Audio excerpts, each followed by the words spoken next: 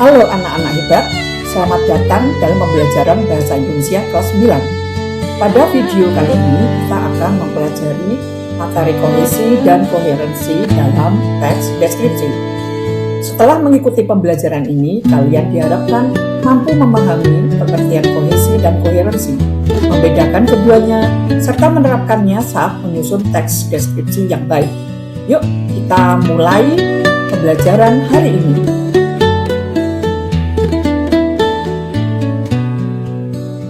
Sebelum mempelajari kohesi dan koherensi, mari kita mengingat kembali apa itu teks deskripsi.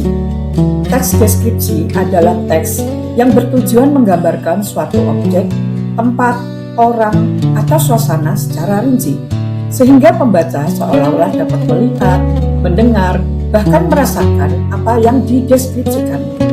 Ciri-ciri teks deskripsi antara lain menggambarkan objek secara jelas, menggunakan banyak kata sifat, serta memberikan rincian yang konkret. Semakin jelas deskripsi yang dibuat, semakin mudah pembaca membayangkan objek tersebut.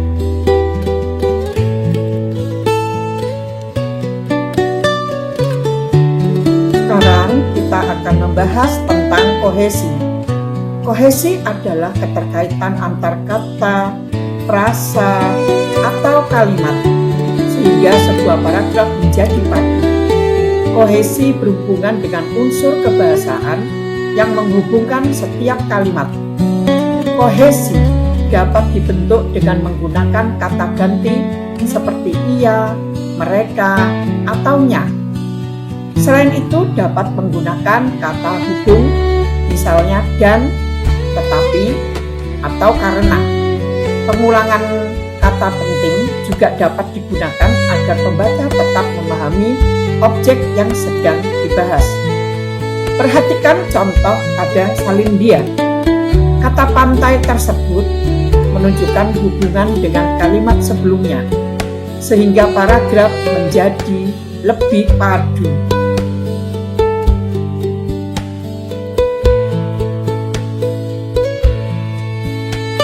Mari kita perhatikan contoh paragraf tentang taman sekolah. Pada paragraf tersebut terdapat beberapa unsur kohesi. Kata taman tersebut mengacu pada taman sekolah pada kalimat sebelumnya. Kemudian kata di sana menunjukkan tempat yang sama. Kata hubung selain itu digunakan untuk menambahkan informasi baru. Selanjutnya, frasa taman itu merupakan pengulangan dengan variasi agar pembaca tetap memahami objek yang sedang dibahas. Karena setiap kalimat saling terhubung melalui kata ganti, kata hubung, dan pengulangan yang tepat. Paragraf tersebut menjadi padu dan mudah dipahami.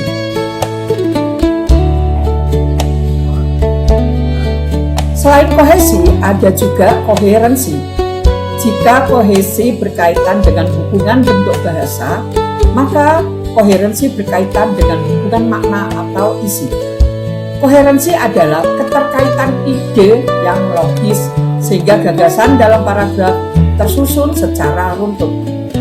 Cara membangun koherensi antara lain menyusun ide dari yang umum menuju yang khusus, menjelaskan satu gagasan secara tuntas sebelum berpindah ke gagasan berikutnya, dan memastikan setiap kalimat saling mendukung.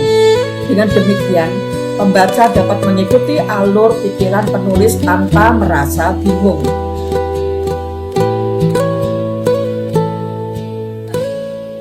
Sekarang kita lihat contoh koherensi.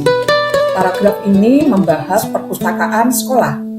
Penulis memulai dengan gambaran umum mengenai perpustakaan, kemudian menjelaskan susunan rak buku, fasilitas membaca, suasana ruangan, hingga manfaat perpustakaan bagi siswa. Perhatikan bahwa setiap kalimat tetap membahas objek yang sama, yaitu perpustakaan sekolah. Ide disusun secara runtut dari gambaran umum menuju rincian. Inilah yang membuat paragraf menjadi koheren dan mudah dipahami oleh pembaca.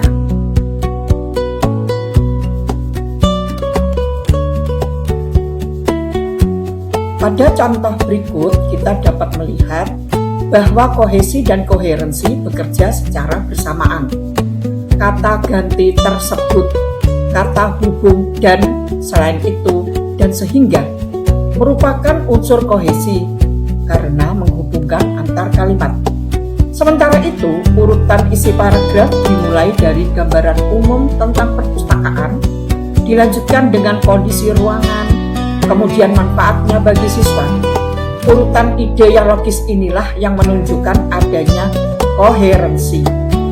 Jadi, teks deskripsi yang baik selalu memiliki kohesi dan koherensi secara bersamaan. Mari kita simpulkan pembelajaran hari ini. Kohesi membuat hubungan antar kalimat menjadi padu melalui penggunaan unsur kebahasaan seperti kata ganti, kata hubung, dan pengulangan kata.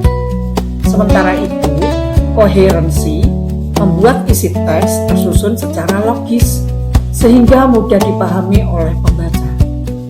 Dengan adanya kohesi dan koherensi, teks deskripsi menjadi lebih jelas, runtut, dan menarik untuk dibaca.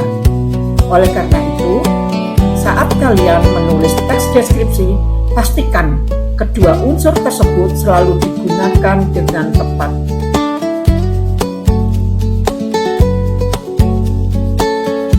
Demikian pembelajaran kita tentang kohesi dan koherensi dalam teks deskripsi.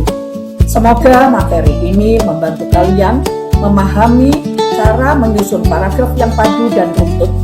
Jangan lupa untuk terus berlatih menulis agar kemampuan kalian semakin berkembang.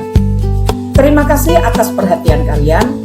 Sampai jumpa pada pembelajaran bahasa Indonesia berikutnya. Salam semangat belajar.